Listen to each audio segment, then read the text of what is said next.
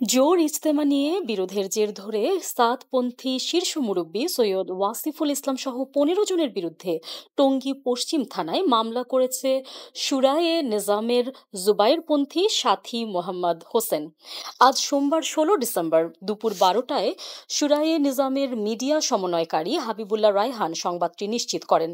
মামলায় আসামিরা হলেন সৈয়দ ওয়াসিফুল ইসলাম, মাওলানা আবদুল্লাহ মনসুর, মাওলানা মুয়াজ বিন নূর, মাওলানা জিয়া বিন কাশেম, মুফতি আজিম উদ্দিন, মুফতি ওসামা ইসলাম, মুফতি সৈয়দ আনোয়ার আবদুল্লাহ, মুফতি শফিউল্লাহ, মাওলানা আনাস, হাজি বশির শিকদার, মোহাম্মদ মনির হোসেন তুষার উর্ফে হাজি মনির, ইঞ্জিনিয়ার মহিবুল্লাহ, রেজা আরিফ, আতাউর রহমান ও অ্যাডভোকেট ফরিদ।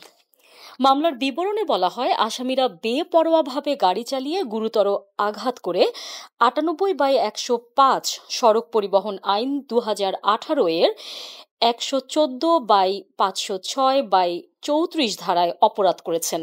এর আগে ১২ ডিসেম্বর দুপুরে সুরায়ে নিজাম জুবাইরপন্থী ২০১৮ সালে ইজতেমায় ২ মুসল্লি নিহতের ঘটনায় সাদপন্থীদের অভিযুক্ত করে ঢাকা ময়মনসিংহ মহাসড়ক অবরোধ করে। এ সময় সাদপন্থীরা স্টেশন রোড অতিক্রম করার সময় হামলার ঘটনা ঘটলে সাদপন্থীদের ৫ জন আহত হন।